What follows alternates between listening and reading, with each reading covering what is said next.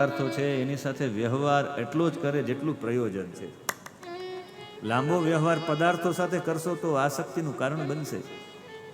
પદાર્થો સાથે જેટલો મોબાઈલનું કામ છે, વાત થઈ ગઈ, ક્યાંય મેસેજ થઈ ગયો, પછી આમ જ હાથમાં રાખો તો આસક્તિનું કારણ બને. એમાં તમે છોડાવી ન શકો.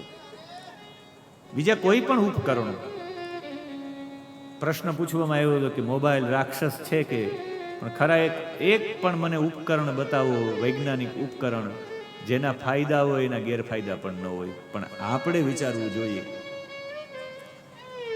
તમે એનો ઉપયોગ કરો તો કોઈ પણ એક પણ એવું વૈજ્ઞાનિક ઉપકરણ નથી જેના ગેરફાયદા ન હોય.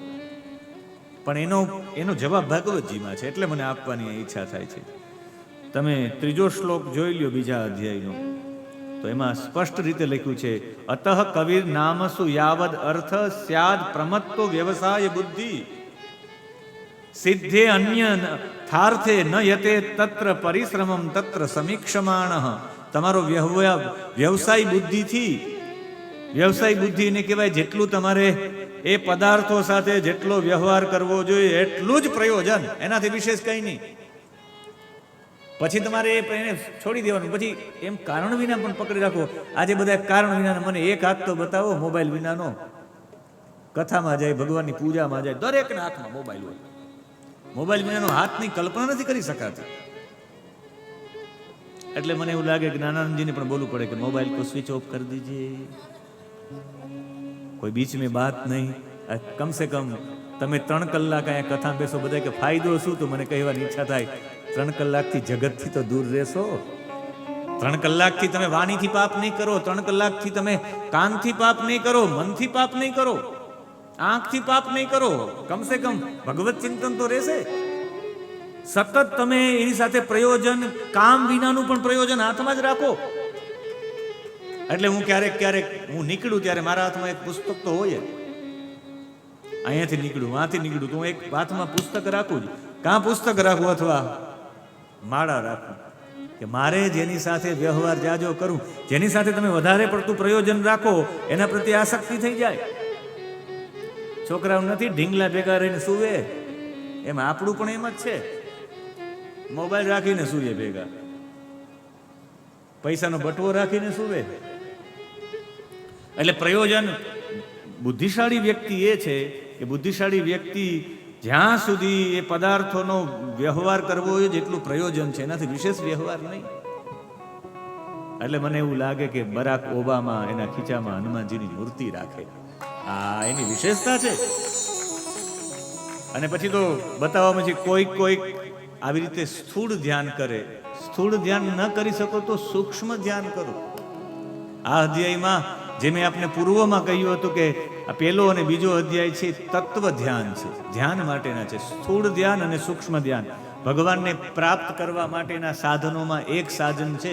બધામાં ભગવાન જો, એને સ્થૂળ ધ્યાન કહેવાય. એ ન કરી શકો તો સૂક્ષ્મ ધ્યાન કરો. અને સૂક્ષ્મ ધ્યાનમાં બતાવ્યું છે કે અહીંયા આ ભાગની અંદર અમારે એક મારા મિત્ર છે શાસ્ત્રીજી, એની સાથે અમારે એકવાર ચર્ચા થઈ હતી કે મહાદેવભાઈ તમે એવું કહેતા હતા કે અહીંયા ધ્યાન કરવાનું હોય, પણ ગીતાજી તો નાકના ઉપરના ભાગમાં કહે છે, નાકના મૂળ ભાગમાં, નાકના અગ્રભાગમાં. એટલે મેં કીધું નાકનો અગ્રભાગ છે ને આ કહેવાય, નાકનું મૂળ આ કહેવાય. નાક ચાલુ તો અહીંયાથી જ થાય ને, આનું મૂળ કહેવાય અગ્રભાગમાં.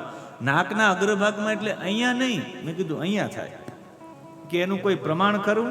તો મેં કીધું 8મો શ્લોક બીજા અધ્યાયનો, કેચિત સ્વદેહાંતર હૃદયાવકાશે પ્રાદેશ માત્રમ પુરુષમ વસંતમ. 8મા શ્લોકમાં એની સ્પષ્ટતા હતી. શરીરની અંદર હૃદય અવકાશમાં ખાલી જગ્યામાં ભગવાન પ્રાદેશ માત્રના સ્વરૂપના રૂપની ધારણા કરવાની છે. અને પ્રાદેશ માત્ર એટલે પ્રાદેશ એટલે આ બ્રાહ્મણો યજ્ઞ કરાવે ત્યારે એવું કરે, હાથમાં પુષ્પ રખાવે અને બોલે દેવા આયાંતુ યાતુધાના અપયાંતુ વિષ્ણુ દેવ યજનમ રક્ષસ્વ. પુષ્પ આકાશમાં ઉડાડે, પછી કે પ્રાદેશમ કુર્યાત. પ્રાદેશમ એટલે આ, અને પ્રાદેશ એટલે આ જો અહીં સહસ્રાર ચક્ર છે અને આ આજ્ઞા ચક્ર છે. ભગવાન આપણાથી પ્રાદેશ માત્ર જ ઊંચો છે, અને આ પ્રાદેશ માત્ર માટે વેદ એનો પુરાવો આપે છે. સહસ્રશી રેખા પુરુષ સહસ્રાક્ષ સહસ્રપાત સભૂ મિઘ્ઘુ સર્વ તસ્પ્રતવાત્યતિષ્ઠ દશાંગુલમ. ત્યતિષ્ઠ દશ અંગુલમ, એ 10 આંગળ ઊંચો છે. આમ જો 4 ને 4 8 અને 2 10, અને આ 10 આંગળ કરીને આમ કરો તો 4 4 8 અને 2 10, આ 10 આંગળ થાય પ્રદેશ માત્ર. અહીંયા ધ્યાન ધરવાનું છે. આંખ ખુલ્લી રાખો તો અહીંયા જ કરો છો, આંખ બંધ રાખો તો અહીંયા ધ્યાન ધરો. અને અહીંયા ધ્યાન કોનું ધરવાનું છે? પરમાત્મા છે. પ્રાદેશ માત્રના છે પરમાત્મા. અહીંયાથી અહીંયા લઈને પરમાત્મા છે. આ સહસ્ત્રાર ચક્રમાં શંખ ચક્ર ગદા પદ્મવાળા છે. અહીંયા ભગવાનનું ધ્યાન ધરો, શંખ ચક્ર ગદા પદ્મવાળા. અને કેવા પરમાત્મા છે? વિશાળ નેત્રો છે ભગવાનના, કમલ નેત્ર. ભગવાનના કદમ પુષ્પના કેસર જેવા પીળા વસ્ત્ર ધારણ કરેલા છે, પીળું પીતાંબર ને પીળું ઉપવસ્ત્ર. ભુજાઓ છે રત્ન જડેલા, સુવર્ણ બાજુબંધ છે. અહીંયા સુવર્ણના બાજુબંધો છે. મસ્તક ઉપર સુંદર મુકુટ છે સોનાનો, કાનમાં સોનાના કુંડળ છે, ચમકે છે એવા. ભગવાનની છાતી ઉપર શ્રી વત્સનું ચિહ્ન છે, ગળામાં કૌસ્તુભ મણિ છે, એકદમ પ્રકાશિત થાય એવો. ગળામાં વનમાળા છે, કમર ઉપર કટી મેકલા છે સોનાનો કંદોરો, આંગળીઓમાં કિંમતી વીટીઓ છે, ચરણોમાં સોનાના નુપુર છે, હાથોમાં કંકણ છે, વાળની લટો એકદમ સ્નિગ્ધ નિર્મળ ને વાંકડિયા વાળ છે, નીલા કલરના વાળ છે, મુખ ઉપર સ્મિત છે ભગવાનનું. અને એવા ભગવાન શ્યામ સુંદર મનોહર. આ જોવું તો ખરા, આવું ચિત્ર તમે જોયે રાખો. તમારી તાકાત છે કે તમારા મનને હટાવી લો ત્યાં. સતત તમે એની સામે જોયા રાખો. અને એવું ચિત્ર અહીંયા, એટલે મંદિરે દર્શન કરવા જવાનો મતલબ છે દર્શન કરીને મંદિરથી બહાર આવો અને બેસો ને એ મંદિરની મૂર્તિ જો અહીં છપાઈ જાય, આને જુઓ તમે, આંખ બંધ કરીને જુઓ કે એવું જ ચિત્ર આવી જાય બરાબર, તો સમજવાનું કે તમે ભગવાનને બરાબર રીતે પીધા. બાકી ઔપચારિક રીતે જોયા એમ ગણવું. અને એવું ભગવાનનું ધ્યાન ધરો, એવા નારાયણનું કૌસ્તુભ મણું. એટલે એવા બધા ભગવાનને આભૂષણો પહેરાવવામાં આવે કે આપણું ધ્યાન બીજે ક્યાંય કેન્દ્રિત થાય જ નહીં. આટલી આ કથામાં કોઈ આવ્યા હોય ગળામાં સોનાના ચેન ને અહીંયા આ ને પહેરીને, તો આપણું ધ્યાન એની તરફ જ જાય. એટલે ડાયરામાં બધા લોકો આવતા હોય અમારા સૌરાષ્ટ્રમાં, અહીંયા એક વખત બધાને જોવું જ પડે. અમારા રાજુલામાં છે એક ગોલ્ડન બાબા, કેટલું બધું સોનું પહેરે. એ કથામાં આવે એટલે કોઈ પણ વક્તાને એક વખત તો એની સામે જોવું જ પડે કે આવ્યા છે ગોલ્ડન બાબા.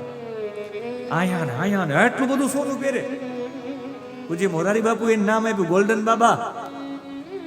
અને દરેક કથામાં એ હોય જ, અને આપણી દ્રષ્ટિ જાય જ. આમાં કોઈ એટલા શ્રોતાઓ છે, એમાં વિશેષ રીતે કોઈ એવા આભૂષણો પહેરીને આવે તો સ્વાભાવિક ધ્યાન જાય. એમ ભગવાનમાંથી આપણું ધ્યાન ન એટલે ભગવાનને એટલા આભૂષણો પહેરાવવામાં આવે, ભગવાનને આવી રીતે એનું ચિત્ર બનાવવામાં આવે. અને એ જ પરમાત્મા છે, એ નિર્ગુણ અને સગુણ બંને છે.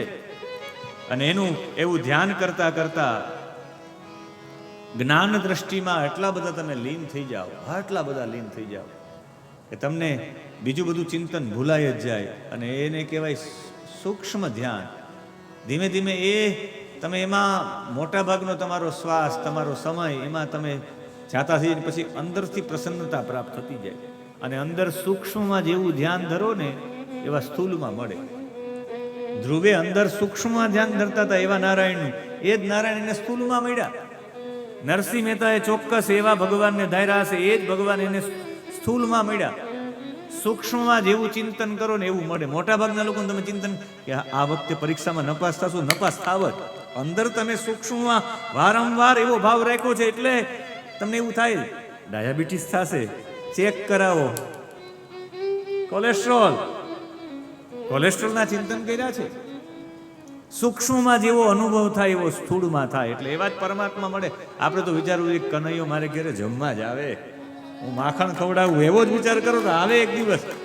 પેલા કનૈયો નો આવે પણ જ્ઞાનાનંદજી આવે. સમજવાનું કે દૂતો આવે તો ઓલો આવશે, તૈયારી રાખવી. આ જન્મ નહીં તો આવતા જન્મમાં. અને આ રીતે સ્થૂળ ધ્યાન અને સૂક્ષ્મ ધ્યાન પરમાત્માની પ્રાપ્તિ કરાવનારા છે. એ પછી કહ્યું કે કોઈ યોગનિષ્ઠ બ્રહ્મનિષ્ઠ કોઈ યોગી હોય એ તો એવું ધ્યાન કરતા કરતા ચક્રોનું ભેદન કરતા કરતા પોતાના પ્રાણને છોડી દે, જેને કહેવાય સદ્ય મુક્તિ. અને આ જે સદ્ય મુક્તિ બતાવી છે એ હું આજ આપની આગળ સદ્ય મુક્તિ બતાવતા બતાવતા જ્યોતિષની ચર્ચા કરી નાખું, જે આપણો કાલનો વિષય હતો. જ્યોતિષ એક અદ્વૈત વિજ્ઞાન. મારે એ બેયની ચર્ચા કરી નાખું. બેયની ચર્ચા એવા માટે કરવી જરૂરી છે કે અત્યારે વિષય આવ્યો છે, બરાબર વિષય આવ્યો છે ને એ સમયે ભાગવતજીનો 19મો શ્લોક બીજા અધ્યાયનો, ઇત્થમ મુનિ, એ તમે શ્લોક જો એના પછી 19મો પછી 20મો શ્લોક જો નાભ્યા સ્થિતમ, પછી 21મો શ્લોક જો તસ્માદ ભ્રુવો અંતર. આ બધા શ્લોકો જો એમાં બ્રહ્મરંધ્રના ભેદન કરવા માટેની વ્યવસ્થા બતાવી.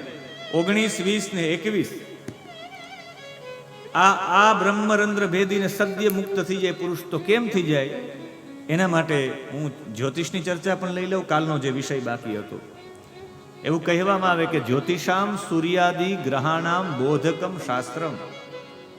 સૂર્યાદિ જેટલા પણ ગ્રહો છે એને કાલનું બોધ કરાવવા વાળું શાસ્ત્ર જેનું નામ છે જ્યોતિષ.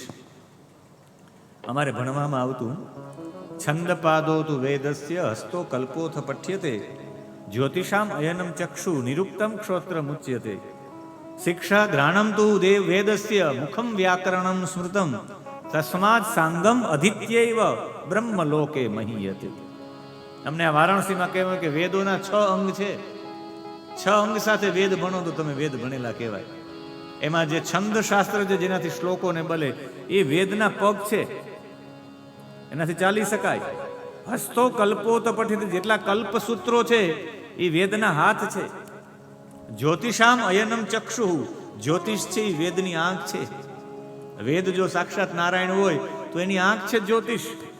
નિરુક્તમ ક્ષોત્રમ ઉચ્યતે, નિરુક્ત છે એ કાન છે. શિક્ષા ઘ્રાણમ તુ વેદસ્ય, આ ઘ્રાણ એટલે આ નાક છે. શિક્ષા યાજ્ઞવલ્ક્ય શિક્ષા ને શિક્ષાના બધા ગ્રંથો. અને મુખમ વ્યાકરણમ સ્મૃતમ, વ્યાકરણ છે મુખ છે. આ 6 અંગ છે વેદના: છંદ, કલ્પ, જ્યોતિષ, નિરુક્ત, શિક્ષા અને વ્યાકરણ. અને આ 6 અંગમાં આંખ કહેવામાં આવ્યું છે જ્યોતિષને. જ્યોતિષ એટલે ગ્રહ, નક્ષત્ર અને ખગોલીય પિંડોનું અધ્યયન એટલે જ્યોતિષ. અમારે વારાણસીમાં 1,00,000 પાંડુલિપિમાં જ્યોતિષના ગ્રંથો છે. 1,00,000 પાંડુલિપિ, એટલા જ્યોતિષી ઉપર બધા ગ્રંથ લખ્યા. આપણે એમ થાય કે જ્યોતિષમાં 1-2 વાતો છે. આપણે રાવણ સંહિતા એક જ યાદ આવે કે રાવણ સંહિતા એટલે જ્યોતિષનો ગ્રંથ.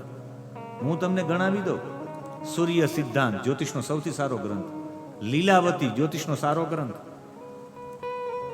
દશાધ્યાયી, પ્રશ્ન માર્ગ, ઉત્તર કાલામૃતમ, નીલકંઠી, ચમત્કાર ચિંતામણી, જાતક પારિજાત, હોરા રત્ન, સર્વાર્થ ચિંતામણી, હોરાસાર, ફલદીપિકા, બૃહદ જાતમ, બૃહદ સંહિતા, સારાવલી, સ્વજીધ્વજ હોરા, જૈમિની સૂત્ર, બૃહદ પારાસર હોરા શાસ્ત્ર, ગર્ગ હોરા, ગર્ગ સંહિતા, કેટલા ગ્રંથો છે.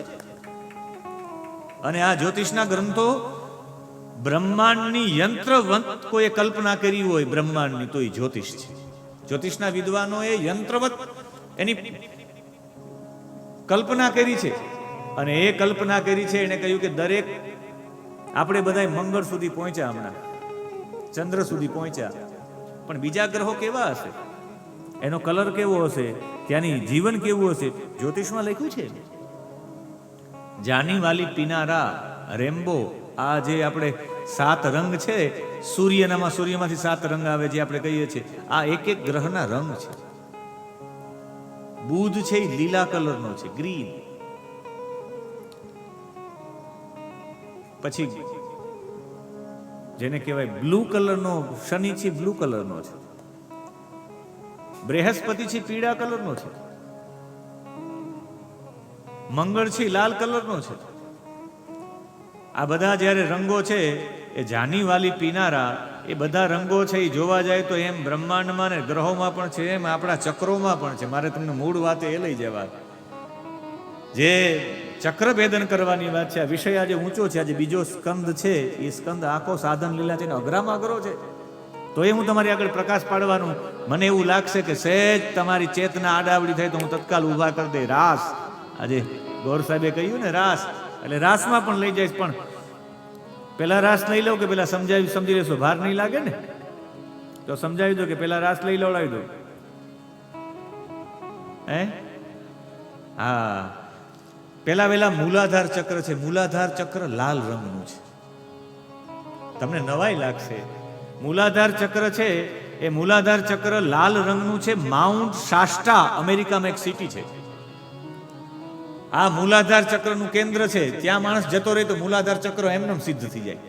ત્યાં માઉન્ટ શાસ્ટા અમેરિકામાં જવાથી. એના પછી સ્વાધિષ્ઠાન ચક્ર છે, એનાથી 4 આંગણ ઊંચું, નારંગી રંગનું છે.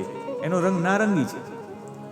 અમે ગગનગઢ રમવાને આવો એનું તો વર્ણન કરીએ, પણ આજે અલગ વર્ણન કરવું છે મારે. બાકી તો ચક્ર ભેદનમાં ગગનગઢ મને ગમે બહુ છે. અમારા બાપુને ફાવટ છે એમાં ગગનગઢમાં, એટલે એ છે. પણ મારે તમને એક અલગ રીતે પહોંચાડવાનો પ્રયત્ન કરવો છે. નારંગી રંગનું છે સ્વાધિષ્ઠાન ચક્ર, એમાં નારંગી રંગ છે. તમે આંખ બંધ કરીને જપ કરતા હો ને તમને અનુભવ થશે. તમે આંખ બંધ કરીને તમારા જપ બહુ વધી જાય અને જપ અનુભવ કરતા કરતા તમને લાલ રંગ દેખાવા માંડે. બેઠકના સ્થાનમાં ત્યાં લાલ રંગ છે એવો અનુભવ થવા માંડે. આંખ બંધ કરીને અનુભવ તો કરો. મંત્ર બોલો, તમે જે બોલતા હોય તમારો ગુરુ મંત્ર, એ મંત્ર બોલો અને મંત્ર બોલતા બોલતા અનુભવ કરો કે મારા શરીરમાં ચક્રો છે. 6 ચક્રો છે એ મારા શરીરમાં છે. એમાં હું જ્યાં બેઠો છું એ બેઠકનું સ્થાન મૂલાધાર ચક્ર છે. મૂલાધાર ચક્ર કેવું છે એનો અનુભવ તો કરો. એ કયા રંગનું હશે? કયા રંગ? પેલા તમને સફેદ રંગનું દેખાશે. એમ કરતા કરતા સફેદ રંગમાં તમને લાલ રંગ દેખાવા મળશે મૂલાધાર ચક્રમાં. એનો રંગ મૂલાધાર ચક્રનો લાલ રંગ છે.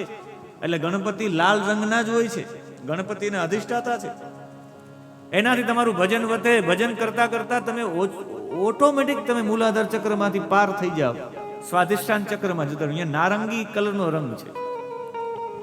સ્વાધિષ્ઠાન ચક્ર આખું નારંગી કલરનું છે ને. જેને સ્વાધિષ્ઠાન ચક્ર સિદ્ધ કરવું હોય એ ટીટીકેકા નામનું સરોવર છે પેરુમાં. પેરુમાં ટીટીકેકા સરોવર છે. ત્યાં જાઓ તો તમારું સ્વાધિષ્ઠાન ચક્ર એમનેમ સિદ્ધ થઈ જાય. એનાથી આગળ મણિપુર ચક્ર પીળા રંગનું છે. નાભી પાસે છે મણિપુર ચક્ર. તમે જપ કરતા કરતા તમને રંગ બધા દેખાવા માંડે. જે આંખ બંધ કરીને રોજ જપ કરતા હોય 3 કલાક માટે આંખ બંધ કરીને, એને આ બધા રંગનો અનુભવ. રોજ 3 કલાક જપ કરે એને બધા રંગો દેખાય. આમાંથી છે કોઈ રોજ 3 કલાક જપ કરે એવું? એક બી બંદા નહીં. બાપા છે એમને તો બાપા તમને આ રંગો દેખાવા મળશે. અમારે એક મહાત્માજી છે, સાસણના જંગલમાં રહે છે અને સાસણના જંગલમાં એકલા રહે છે. ગુફામાંથી બહાર જ નથી આવતા. એને મેં જ્યારે આ વાત કરી કે આ અલગ અલગ સ્થાનમાં જાય તો અલગ અલગ રીતે આવું બધું થાય છે, તો એમણે કહ્યું કે હા તમારું ભજન વધેલા આ રંગો મને બધા દેખાય છે. આંખ બંધ કરી એણે કહ્યું કે લાલ છે, નારંગી છે, પીળો છે, લીલો છે. પછી એક વિશુદ્ધ ચક્રમાં એને બીજો રંગ કીધો ને આમાં બીજો રંગ છે. ને પછી એમણે કહ્યું વાદળી. અને મેં કીધું સહસ્રાર ચક્રમાં તમને કયો રંગ દેખાય? અહીંયા એને કહ્યું જાંબલી. મણિપુર ચક્રમાં પીળો રંગ છે અને એ ઓસ્ટ્રેલિયામાં ઉલરુ નામનું સ્થાન છે. એ ઉલરુ નામના સ્થાનમાં જાઓ તો તમારું મણિપુર ચક્ર સિદ્ધ થઈ જાય એના. એટલે ત્યાં તમે ઉલરુમાં જઈ આવો ઓસ્ટ્રેલિયામાં, ત્યાં સિદ્ધ નહીં, ત્યાં એક એવું સ્થાન છે, એ જગ્યામાં એવું સ્થાન છે કે તમારું ચક્ર સિદ્ધ થઈ જાય. અને ત્યાં પીળો રંગ છે મણિપુર ચક્રમાંથી. અહીંયા ઉપર અનાહત ચક્ર, અનાહત ચક્રમાં લીલો રંગ છે. આમ તમને ચક્ર દેખાય લીલા કલરનું ફરતું હોય એવું, તમારા જપ વધે ત્યારે. અને અનાહત ચક્ર છે એક ગ્લાસનબેરી કરીને યુકેમાં છે, ગ્લાસનબેરી નામનું સિટી, એનું એક સ્થાન છે. ત્યાં જાવ તમારું આ ચક્ર સિદ્ધ થઈ જાય. એનાથી ઉપર અહીંયા વિશુદ્ધ ચક્ર અહીં ગળામાં છે. ત્યાં તમને આસમાની રંગ લાગે, આસમાની જેવો રંગ. અને ત્યાં જીટનમાં છે, આ ઇજિપ્તમાં છે પિરામિડો છે ને ઇજિપ્તમાં. ઇજિપ્તની અંદર જે પિરામિડો છે ત્યાં જાવ તો વિશુદ્ધ ચક્ર સિદ્ધ થઈ જાય. અને એનાથી અહીં આગના ચક્ર, એનો વાદળી રંગ છે. અહીં વાદળી રંગનો અનુભવ થશે તમને. અને એ જપ કરતા કરતા અહીં સહસ્રાર ચક્ર છે એ જાંબલી છે. એ પણ યુકેમાં ગ્લાસનબેરી પાસે એક પર્વતમાળા આવી છે, ત્યાં જાઓ તો તમારું આજ્ઞા ચક્ર સિદ્ધ થઈ જાય. અને છેલ્લે જાંબલી કલરનો રંગ અહીંયા છે સહસ્ત્રાર ચક્રમાં. અને આ તમે કૈલાસ જાઓ, માઉન્ટ કૈલાસ છે તિબેટ, એ ત્યાં સહસ્ત્રાર ચક્ર તમારું ખુલી જાય. તમને ત્યાં એવી ઈશ્વર, બધા કે કૈલાસ જાય ને મહાદેવની દર્શન થાય, મહાદેવ દર્શન આવે, બધા કે એમ કંઈ થતા હશે, પણ ત્યાં જાઓ એટલે સહસ્ત્રાર ચક્ર તમારું એક્ટિવ થઈ જાય. તમને અનુભૂતિ થાય જ. 2 વખત હું ગયો છું, એક વખત શિવ પુરાણ કર્યું, એક વખત ભાગવતજી કર્યું. મને અનુભૂતિ થઈ. રાત્રે તમને નીંદર ન આવે, રાત્રે તમને ભૂખ ન લાગે તમારે. અમે તો નાસ્તો એક થેલો એક ભરીને ગયા હતા. અમને કોઈ જણાવ્યું હતું કે ત્યાં જમવાનું સારું નથી મળતું, તમને જમવાનું ત્યાં ભાવશે પણ નહીં, તમને ઉલટી જેવું થશે. તમે કીધું અહીંયા ઉલટી જેવું થાય, ત્યાંનું ભોજન એવું હશે. એટલે અમે તો મોટો એક થેલો કપડાં ઓછા લઈ ગયા. મેં કીધું નાસ્તો લેતો જવો છે, ગાંઠિયા શક્કરપારા કેટલું બધું લઈ ગયા. પણ હરામ એક વસ્તુ અમે એમાંથી ખાધી હોય છે, એક વસ્તુ આરોગ્યથી એમને પડી રહી. ભૂખ જ ન લાગે, ભૂખ ન લાગે, તમને તરસ ન લાગે, તમને ક્યાંય ગમે નહીં. તમને એમ થાય કે હું ક્યાં આવી ગયો છે, આમાંથી કોઈ ગયા છે કૈલાસ? સાચું કે નહીં? ભૂખ લાગે, ક્યાંય ઈચ્છા થાય કઈ? અને જો એમાં તમે આંખ બંધ કરીને બેસો ને તો તમને એમ થાય કે અહીંયા ઓલો 5 મુખ વાળો ને આમ પલોઠી વાળીને બેઠો છે એવો ભોળોનાથ છે, એવો તમને અનુભવ થાય જ. અને સતત તમે એનું ધ્યાન કરતા કરતા તમને રિયલ કૈલાસ ઉપર દેખાય. કૈલાસની આજુબાજુમાં તમને અનુભૂતિ થાય. કોઈ એવો વ્યક્તિ નહીં જેને અનુભૂતિ ન થઈ હોય, જે કૈલાસ ગયો હોય ને એને અનુભૂતિ નથી હોય. તો બધા કે કૈલાસ જઈને ભગવાનને મેળવી લેવાય ને હું ચોક્કસ કહી શકું, સહસ્ત્રાર ચક્ર એક્ટિવ કરવું હોય તો કૈલાસ જાઓ. હું નથી કહેતો, મોટા મોટા યોગીઓ કહે છે. આ યોગીઓની ભાષામાં એક ગ્રંથ છે ચક્ર સંહિતા, ક્યારેક તમને વાંચવા મળે તો વાંચજો. ચક્ર સંહિતામાં આ બધાના સ્થાનો લખ્યા છે કે ત્યાં જાવ એટલે આ એક્ટિવ થઈ જાય. એને અમારો સહો બાપો એને સહસ્ત્રાર ચક્ર છે, એ સહસ્ત્રાર ચક્રને જ ગગન ગઢ કહે છે અમારા સવા બાપા. મને એમ થાય કે 5 તો અમે 5 દિવસના ઉમાબેન ને 5 સુધી તો અમે લીધું હતું. અમને એમ થાય કે આજે 6ઠાનો અહીંયા જ ભાવ થઈ જાય કચ્છમાં જ, અને કચ્છની અંદર જ એ 6ઠ્ઠી ભૂમિકાનો ભાવ રજૂ થઈ જાય. એટલે 2 મિનિટ માટે આપણે પણ એ સહસ્ત્રાર ચક્રનો અનુભવ કરવા માટે સવા બાપાની ભૂમિકામાં જતા રહીએ.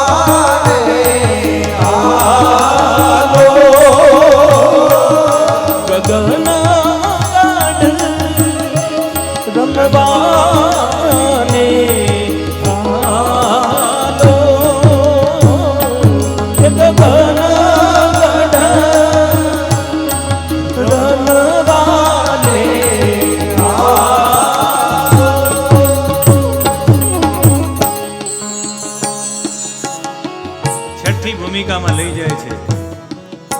છઠ્ઠી ભૂમિકા અમે 5 ભૂમિકા તો અંજારમાં ગાય, છઠ્ઠી ભૂમિકા ભુજમાં ગાવી છે. ગગનગઢ અહીંયા સુરતા પહોંચાડવાની વાત છે. અને ત્યાં પહોંચે તો કેવી સ્થિતિ થાય, છઠ્ઠી ભૂમિકા કેવી બને, તમને એવું લાગવા માંડે ભજન કરતા કરતા કે હું ભગવાનના દ્વાર પાસે પહોંચી ગયો છું. અને ભગવાનના દ્વાર પાસે પહોંચ્યું, સામે જ કિનારો છે. સત્વગુણ, રજોગુણ ને તમોગુણના કિનારા પર પહોંચી જાઓ તમે ઓળખવા માંડો કે સત્વગુણ કોને કહેવાય, રજોગુણ કોને કહેવાય, તમોગુણ કોને કહેવાય. સત્વગુણ ક્યાંથી ઉત્પન્ન થાય, રજોગુણ ક્યાંથી ઉત્પન્ન થાય, તમોગુણ ક્યાંથી ઉત્પન્ન થાય. તમોગુણને કંટ્રોલ કરવો હોય તો કંટ્રોલ કરી શકાય, રજોગુણને કંટ્રોલ કરવો હોય તો કરી શકાય. લોકો ગમે એટલા વ્યંજન મૂકી દો સામે, તો રજોગુણ ઉત્પન્ન ન થાય કે ના મારે જમવું. ના, કૈલાસમાં જાવ તો જમવાની ઈચ્છા ન થાય. રજોગુણ ઓળખી જાવ તમે, રજોગુણ ઉપર કાબુ મેળવી લ્યો. તમને ગાળ બોલવાની ઈચ્છા ન થાય, ગુસ્સો કરવાની ઈચ્છા ન થાય. તમોગુણ કંટ્રોલ. તમને એમ થાય કે હાલો યજ્ઞ કરી લો, આ કરી લો, એ ઈચ્છા નહીં. સત્વગુણ કંટ્રોલ. ત્રિગુણાતીત છે મારો ભોળાનાથ. ત્યાં જાવ એટલે ત્રિગુણાતીત જેવી ભૂમિકા બનવા માંડે, સામાન્ય એવી. સત્વગુણની, રજોગુણની, તમોગુણની, ત્રિગુણાતીત બનવાની ભૂમિકા છે. તમે એના કિનારે પહોંચી જાઓ એટલે સવા બાપાએ શબ્દ વાપર્યો છે, આરો. એજી છઠે જુઓ સન્મુખ છે દ્વારો. છઠે સન્મુખ છે દ્વારો. એ ત્રિવેણી ઉપર માયાનો આરો.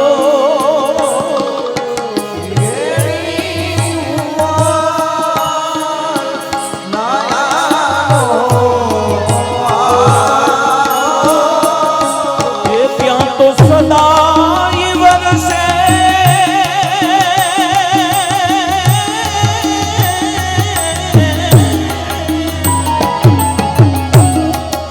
એ દિવાલા ત્યાં સદાય વરસે અમૃત જો ધારો. ગગન ગઢ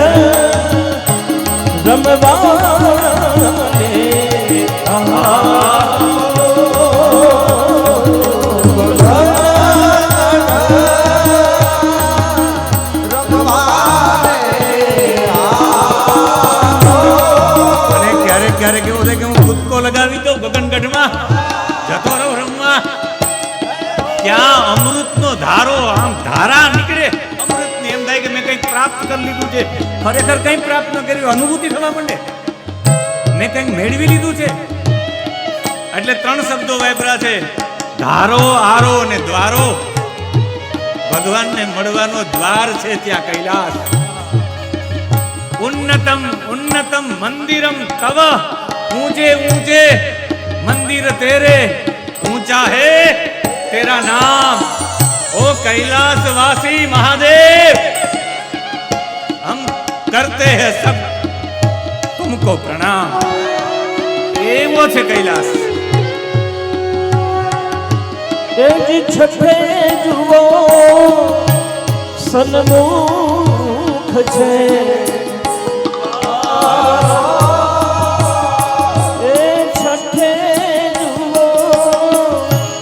સન્મુખ છે દ્વારો.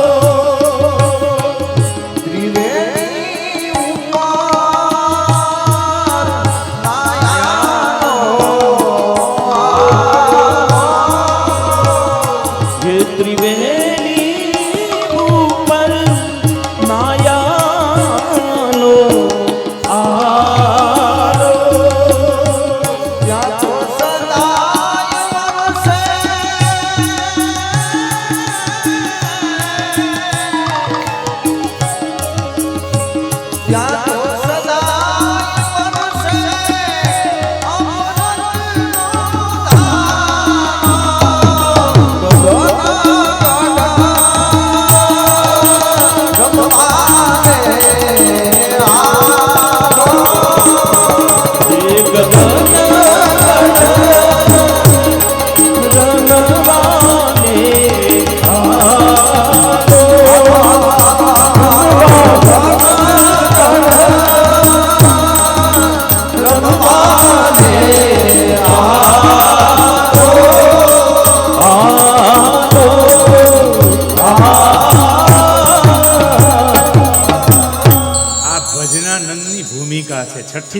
ભજનાનંદી પુરુષ હોય એની છઠ્ઠી ભૂમિકા છે, એને લાગવા માંડે કે સન્મુખનો દ્વારો હું ભગવાનના દરવાજે પહોંચી ગયો છે.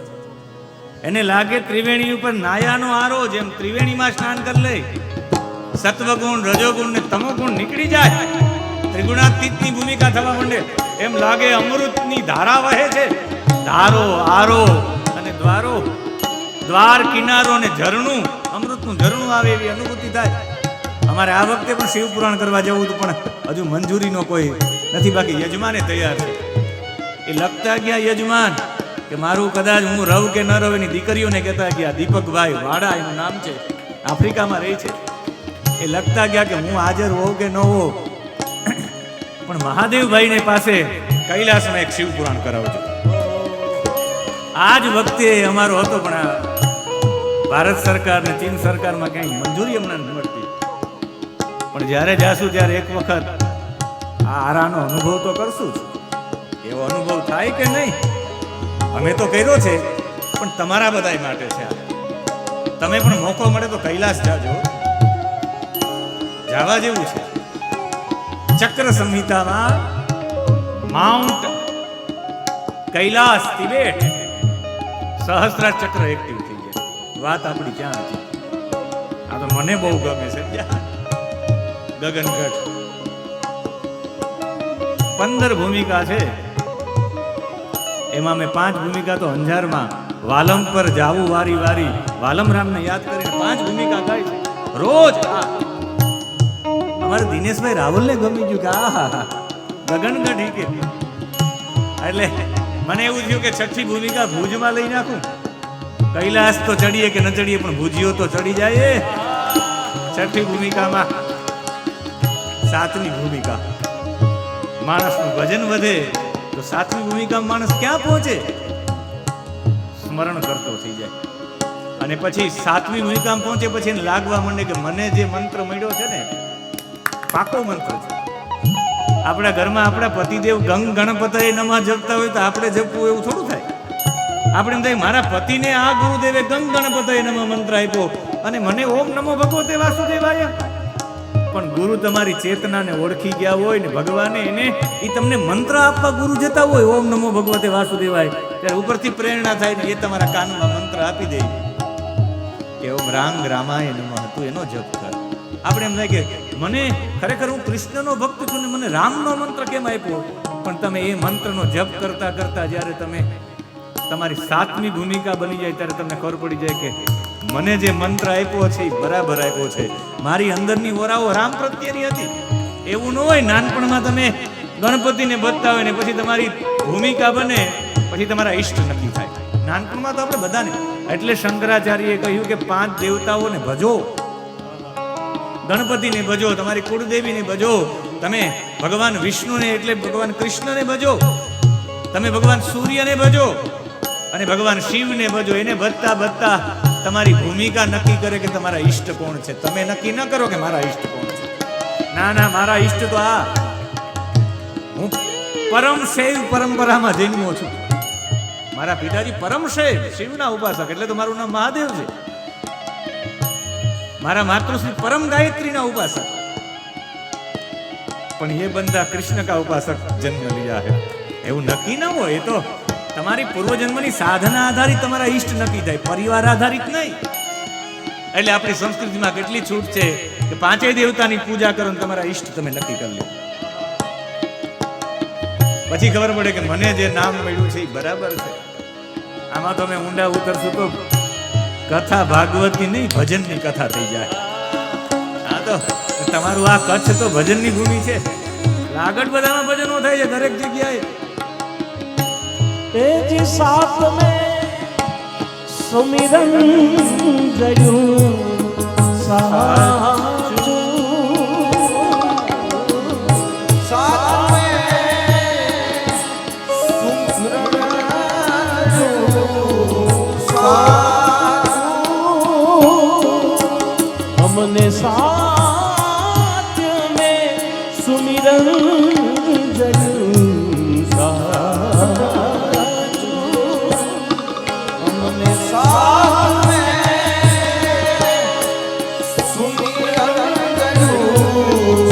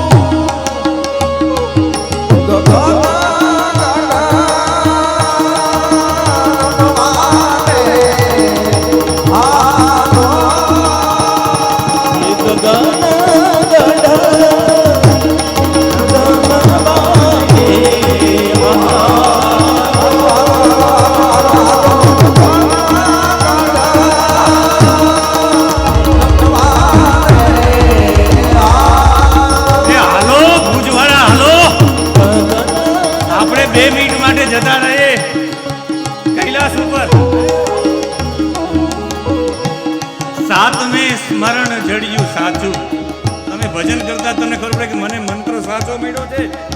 કોઈ વિરલો જાણી શકે કે મને આ મંત્ર શા માટે આપવામાં આવ્યો છે. પોતાના પૂર્વના ભજનનું સ્મરણ થઈ જાય કે આવતા જન્મમાં આને જ ભજ્યા છે મેં, એવી અનુભૂતિ થવા માંડે કોઈ વિરલા. અને એના પછી જ તમને ખબર પડે કે હવે ભજન કરતા કરતા ભૂમિકા બની જાય ત્યારે ખબર પડે કે હવે હું જેનું ભજન કરું છું ને જડિયું હવે મને આદુનું ખાતું, આદિ અનંત જેનો આ સૌથી પહેલો આદિમાં આદિ પરમાત્મા છે, એ પરમાત્મા પાસે હું પહોંચ્યો છું. જેને હું ભજું છું એ બીજો કોઈ નથી, આદિ અનાદિ છે પરમાત્મા. એવો અનુભવ થવા માંડે. પછી તમને ગણપતિમાં જ બધા દેખાવા માંડે, પછી તમને કૃષ્ણમાં આખું જગત દેખાવા માંડે. અમે સોમનાથમાં દર્શન કરવા જાય તો અમને સોમનાથમાં અમારો કાળિયો ઠાકોર દેખાય. અમે મહાકાળીના દર્શન કરીએ તો અમને એમાં અમારો કાળિયો ઠાકોર દેખાય. અમે એને પ્રેમ કરીએ છીએ. અરે જવા દો, કહેવાની ઈચ્છા થાય ભુલજી મહારાજ અમને તમારામાં ભાલકેશ્વર દેખાય. અમે તો જેને ભજીએ એને જોઈએ. આવી ભૂમિકા બની જાય. વાત હતી માઉન્ટ કૈલાસ. આ સાતે સાત રંગો છે, લાલ, નારંગી, પીળો, લીલો, આસમાની, વાદળી, જાંબલી અને આ જાની વાલી પીનારા. આ સાતે સાત રંગો છે ક્રોમોપેથી છે. ક્રોમો એટલે રંગ, રંગની ક્રોમોપેથી છે. શરીરમાં લાલ રંગ તમને શરીરમાં મળે તો હિંમત આવી જાય, જોશ આવી જાય. કોઈને ઉર્જા આપવી હોય તો એટલે બહેનોને લગ્ન સમયે લાલ પાનેતર પહેરાવવામાં આવે. એવા માટે આવે કે એને ઉત્સાહ, એને હિંમત, જોશ. બાકી જો એ જ સમયે એ બેને જો બીજા કોઈ વસ્ત્ર પહેરાવું હોય, એ કન્યાએ, એનો જોશ તૂટી જાય. લાલ વસ્ત્ર જોશ આપનારા છે, હિંમત આપનારા છે, ઉર્જા આપનારા છે. લાલ રંગ છે, ગરમ છે. જે લોકોને આયરનની કમી હોય, જેને નિમોનિયા થતો હોય, એવા વ્યક્તિ લાલ કપડાં પહેરે તો એમાંથી બહાર નીકળી જાય. એટલે લાલ કપડાં પહેરો એટલે સૂર્યના કિરણો તમારા શરીર ઉપર પડે ને રંગ અંદર જાય. તમે એવું માનો છો રંગ છોડતો હોય, એ બીજા તમે કપડાં ધો તો બીજા કપડામાં રંગ આવી જાય, તો આમાંય રંગ નહીં જતો હોય. આપણા શરીરમાં રંગ આવે એટલે કપડાં આવ્યા છે. અને જે લોકોને નિરોગી રહેવું હોય એના માટે લાલ કલર તમારા શરીરમાં ઘટતો હોય તો લાલ કલરની કાચની બોટલ રાખો અને એમાં જલ ભરી રાખો ને સૂર્યમાં સવારથી લઈ ને સાંજ સુધી, સૂર્ય જ્યાં સુધી રહે ત્યાં સુધી એને તાપમાં રાખો અને સાંજે ખોલીને પી લાવો એટલે આખું ઔષધ બની જાય. એ જલ ન રહે, ઔષધ બની જાય. લાલ કલર તમારા શરીરમાં પ્રવેશી જાય. લાલ કલરમાં ઘટતો હોય, જ્યારે લાલ કલર શરીરમાં ઘટતો હોય ત્યારે મોટા ભાગના લોકો લાલ કલર પેટનો દુખાવો હોય એને લાલ કલરનું જલ પીવાથી મટી જાય. જે આ ઢીલા પહોંચાવો એને પીવડાવી ગયો તો એ જોશવાળા થઈ જાય. લાલ રંગ, લીલો રંગ સમૃદ્ધિ માટે છે, સંતુલન માટે છે, એકદમ ઠંડો. ઘાવ ભરવાની શક્તિ સૌથી વધારે લીલા કલરમાં છે. આપણે બધા ઓલા નંગ પહેરીને આપણે ગુરુ નડે, શુક્ર નડે, એ નડતા કોઈ નથી. એ રંગ પૂરું પાડવાનું કામ કરે છે. રેસાવાળા હોય, સૂર્યના કિરણોને પકડે અને પકડીને એ નીચે ટચ થતા હોય, જેવો જ અંદર પ્રકાશ લીલો જાય, પીળો જાય, ગુલાબી જાય, બ્લુ જાય, જે શરીરમાં પ્રકાશ ઘટતો એ પ્રકાશ પૂરું પાડવા માટેની પદ્ધતિ છે. હવે જવા દો, અમિતાભ બચ્ચન આમાં કરે, એ તો સેલિબ્રિટી છે, એ કઈ મૂર્ખ છે કે આમ ઓલું કરે છે. મારો આ રત્નસાર નામનો ગ્રંથ છે. રત્નો દ્વારા સૂર્યના પ્રકાશના માધ્યમથી રંગની પૂર્તિ કેમ થાય અને શરીર સ્વસ્થ કેમ થઈ જાય એના માટેની આખી ચિકિત્સા છે. જ્યોતિષ એક અદ્વૈત વિજ્ઞાન વિષય છે, એ વિષય અંતર્ગત આ વાત કરું છું. અને અત્યારે આ ચક્રભેદનની વાત એવી છે, અહીંયા યોગીઓ ચક્રભેદન કરીને અહીંયાથી પ્રાણ કેવી રીતે બહાર લઈ શકે એ ચર્ચા એવી, એટલે મેં કીધું વિષય લઈ લો સાથે સાથે. અને 6:30 થઈ ગયા, સમજ્યા? એટલે મને એમ થાય કે આ વિષયને કરી અને તમને રમવા માટે ઊભા કરી દઉં, કે અત્યારે જ કરી દઉં પેલા, કે રસ છે તમને સાંભળવામાં, પણ રમવું તો પડશે હો. સુષુમ્ણા એનાથી જ ચાલુ થાય, બાકી મને ડોક્ટર સાહેબની ફરિયાદ પડશે. એટલે અહીંયા જ્યારે નીલો રંગ છે એ સમજદારીનો છે. જેને લીવર, શ્વાસ ને હિસ્ટેરિયાની બીમારી હોય સ્ત્રીઓને, એને લીલા કલરના વસ્ત્ર પહેરવા જોઈએ. ગ્રીન નીલો કલર સમજદારી માટે છે. જેને ગળામાં બહુ પ્રોબ્લેમ હોય, જેને દાંતમાં પરુ થઈ જતા હોય, દાંતના પ્રોબ્લેમ હોય, નીલા રંગના જલથી, ઓલા નીલા રંગની બોટલ, એમાં પાણી, એ પાણીથી સાંજે કોગળા કરીને સૂઈ જાય, દાંત મટી જાય. જેને પીળો રંગ સમજદારી માટે છે, વિચાર માટે છે, સ્પષ્ટ ચેતના માટે છે. અને જેને કફ થઈ ગયો હોય, જેને શરદી બહુ થતી હોય, પીળા રંગના વસ્ત્ર પહેરે. અરે પીળો રૂમાલ જ રાખો, શરદી જતી રહી, કફ તૂટી જાય, પીળા વસ્ત્ર છે. નારંગી છે, નારંગી રંગ છે, એ ખુશી માટે છે, આત્મવિશ્વાસ માટે છે. અનિંદ્રા, જેને નિંદ્રા ન આવતી હોય, રાત્રે દમની બીમારી હોય, એ લોકો નારંગી કલરના વસ્ત્ર પહેરે. ભૂખ પણ ન લાગતી હોય, એની ભૂખ તેજ થઈ જાય. જાંબલી કલર છે, એ સુંદરતા માટે છે. જાંબલી કલર પહેરો તો સુંદરતા આવી જાય. એમાં સૌથી વધારે રક્તકણો વધારે છે, ક્ષયનો રોગ દૂર કરે છે. વાદળી રંગ ઠંડો છે એકદમ, કોઈ પણ જલન થતી હોય ને વાદળી રંગના તમે વસ્ત્ર પહેરો તો એ શરીર માટે બહુ સારા છે. અને એમાં આ ચક્રભેદનના જે રંગ છે, એ ચક્રભેદન થતા હતા, ભજન થતા હતા, ઓચિંતા અહીંયા આવી જાય ને પછી અહીંયાથી અહીંયા પ્રાણ અહીંયાથી નીકળી જાય, ખોપડી ફાડીને સદ્ય મુક્તિ કહેવાય. અને આ સદ્ય મુક્તિ ભજનથી થાય છે. ધીમે ધીમે એક પછી એક ચક્રભેદન થતા તમારી ભૂમિકા બનતા બનતા શરીરમાંથી નીકળી જાય, એને સદ્ય મુક્તિ કહેવાય. અને પછી કહ્યું કે ક્રમ મુક્તિ છે. ક્રમ મુક્તિમાં ભગવાનનું ભજન કરતા કરતા કોઈ યોગી છે, એ યોગી એની જ્ઞાન દ્રષ્ટિથી જેની વાસના સાવ નિર્મૂલન થઈ ગઈ છે, એવો વ્યક્તિ પગની બે એડી મૂલાધાર ચક્રમાં અડાડે, શ્વાસ લઈને પોતાના પ્રાણને ઉર્ધ્વ કરે, અને પછી ઉર્ધ્વ કરતા કરતા મૂલાધાર ચક્રમાંથી સ્વાધિષ્ઠાન, મણિપુર, ત્યાંથી અનાહત, ત્યાંથી વિશુદ્ધ, ત્યાંથી આજ્ઞા અને સહસ્રાર ચક્રમાં જતા રહે. એ યોગની પ્રક્રિયા છે આખી. પ્રાણને કઈ રીતે ઉર્ધ્વ લઈ જાવ, પણ એ યોગિક પ્રક્રિયા ન કરી શકે તો એના માટે તત્કાલ સુખદેવજીએ કહ્યું કે એવું ન કરી શકો પરીક્ષિત, તમારે પ્રાણને ત્યાગવું હોય તો કોઈ વ્યક્તિ છે એ સદ્ય મુક્તિ ન કરી શકે તો ક્રમ મુક્તિ કરી શકે. ક્રમ મુક્તિ કેવી રીતે? અને ક્રમ મુક્તિનું એક આપણે એમ થાય કે આમ પ્રાણ છૂટી શકે, પ્રાણને છોડી શકાય, પણ હું કહું કે હા, છોડી શકાય. બધા કે ત્રિગુણાતીત, હમણાં આપણે ચર્ચા કરી, ત્રિગુણાતીત થઈ શકાય? હા, થઈ શકાય. એક ટ્રેનનો ડ્રાઈવર છે, ડ્રાઈવરથી આપણે આ વાતને સમજી શકીએ.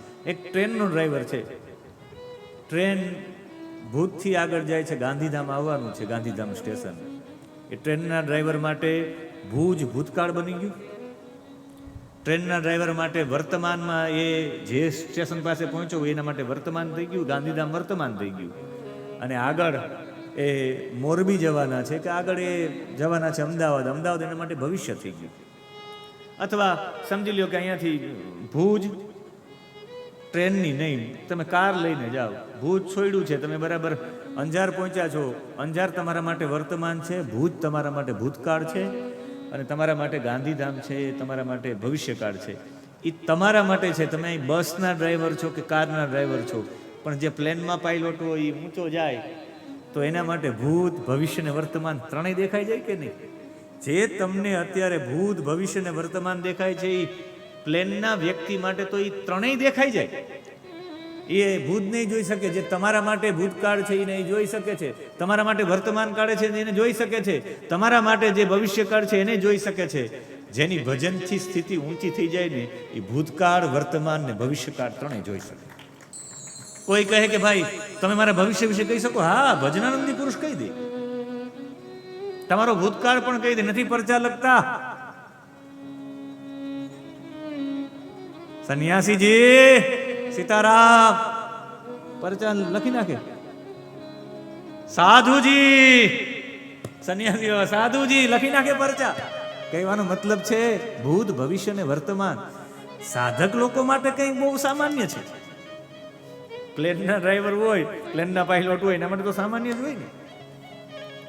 પણ લાંબી ચર્ચા ન કરતા 6:45 થાય અને હું વાગ્યા છે 6:45. નહીં કરું કોઈ અન્ય વાત, બાકી તમે પછી પાછળથી ઠપકાની મારશો લાત. માટે સ્નાન કરી લઈએ નાતમાં, અને એ નાત એટલે રાસની નાતમાં. એટલે 10 મિનિટ માટે રાસમાં જોડાય અને આપણો શ્વાસ વિશ્વાસ સાથે જોડીએ, સુષુમ્ના ચાલુ થાય એવી ભાવના સાથે 10-15 મિનિટ માટે રાસમાં જોડાઈએ. આપણે પણ આનંદ અને કિલોર કરીએ. ઓલી ઊંચી સ્થિતિમાં જઈએ કે ન જઈએ, પણ સુષુમ્નામાં જઈએ એવા ભાવ સાથે રાસમાં પ્રવેશ કરશું.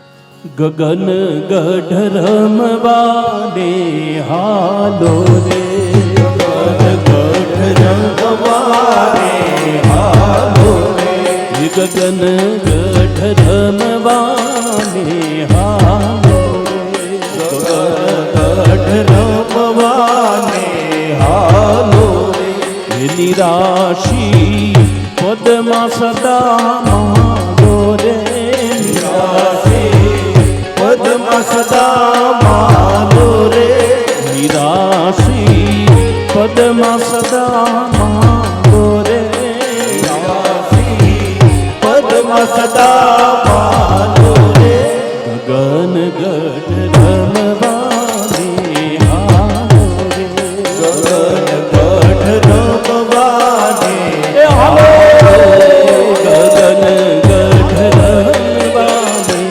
હાલો રે, ગગન ગઢ રમવાને હાલો. જય હો, જય હો.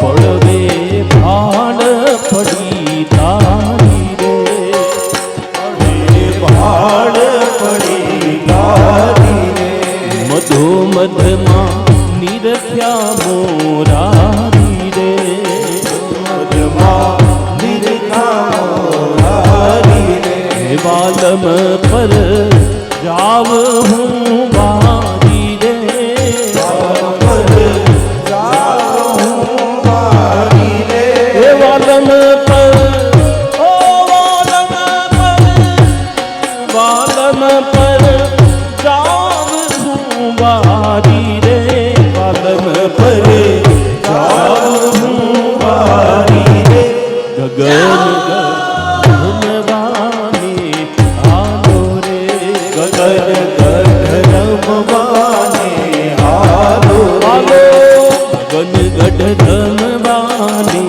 હાલો રે, ગગન ગઢ રમવાને હાલો. જય હો, જય હો, જય હો.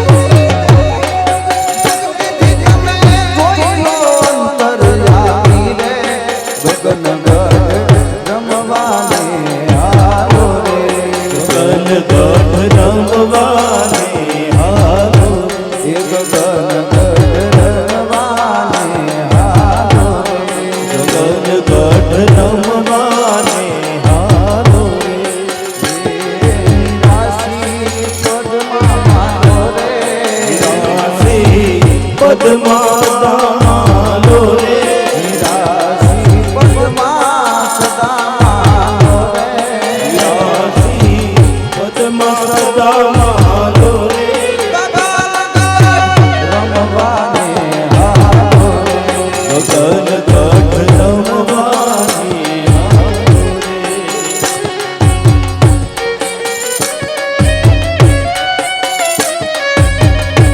જય હો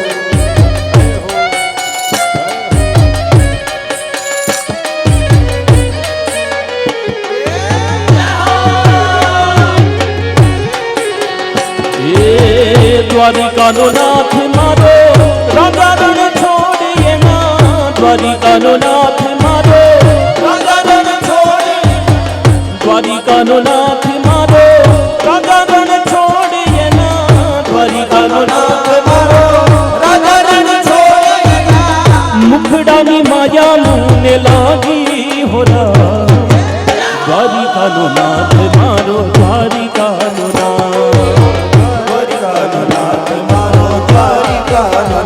મારો દ્વારિકાનો નાથ મારો દ્વારિકાનો નાથ હે દ્વારિકાનો નાથ મારો દ્વારિકાનો નાથ હે બોલો દ્વારિકામાં કોણ છે રાજા રણ છોડ છે દ્વારિકામાં કોણ છે રાજા રણ છોડ છે માખણનો ચોર મારો રાજા રણ છોડ છે માખણનો ચોર મારો રાજા રણ છોડ છે ચિતડાનો ચોર મારો રાજા રણ છોડ ચિતડાનો ચોર મારો રાજા રણ છોડ બોલો દ્વારિકામાં કોણ છે રાજા રણ છોડ છે દ્વારિકાનો નાથ મારો દ્વારિકાનો નાથ હે દ્વારિકાનો નાથ મારો દ્વારિકા જય હો દ્વારિકાના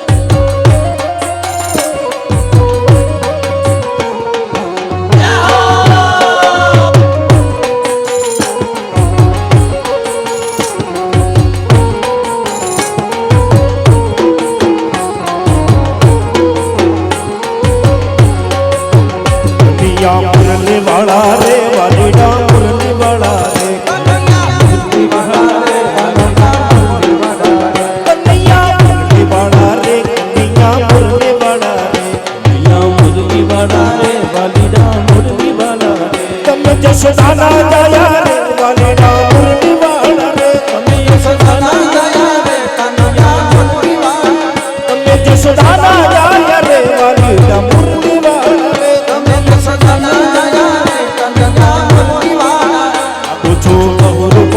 બહુરૂપાળા નાખો છો બહુરૂપાળા રે કન્યા મુરલીવાળા રે મુરલીવાળા રે કન્યા મુરલીવાળા રે મુરલીવાળા મુરલીવાળા મુરલીવાળા રે હે મુરલીવાળા મુરલીવાળા મુરલીવાળા હે મુરલીવાળા મુરલીવાળા મુરલીવાળા રે મુરલીવાળા મુરલીવાળા મુરલીવાળા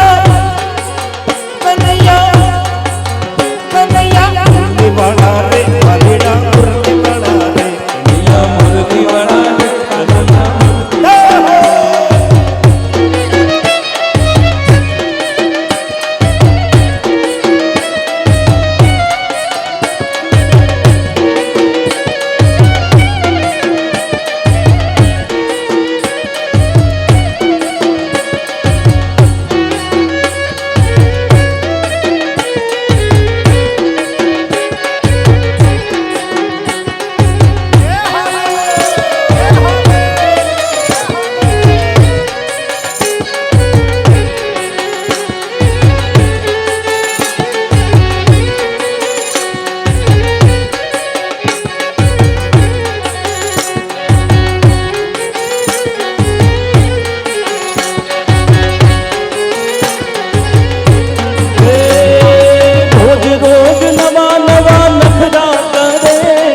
યમુનામાં આવીને નાવા પડે રોજ રોજ નવા નવા નખરા કરે યમુનામાં આવીને નાવા પડે એ તો રોજ રોજ એ હા રોજ રોજ ઓહો રોજ રોજ નવા નવા નખરા કરે યમુનામાં આવીને નાવા પડે રોજ રોજ નવા નવા નખરા કરે યમુનામાં આવીને નાવા પડે એને જોઈને આયને જોઈને કોઈને જોઈને થતું મને કઈ કઈ કઈ કઈ કેજો કનૈયાને જઈ કોઈ કેજો કાનુડાને જઈ કે વાહલી વગાડે નહીં કેજો કાનુડાને જઈ વાહલી વગાડે નહીં કોઈ કેજો વાલીડાને જઈ કે મોરલી વગાડે નહીં કેજો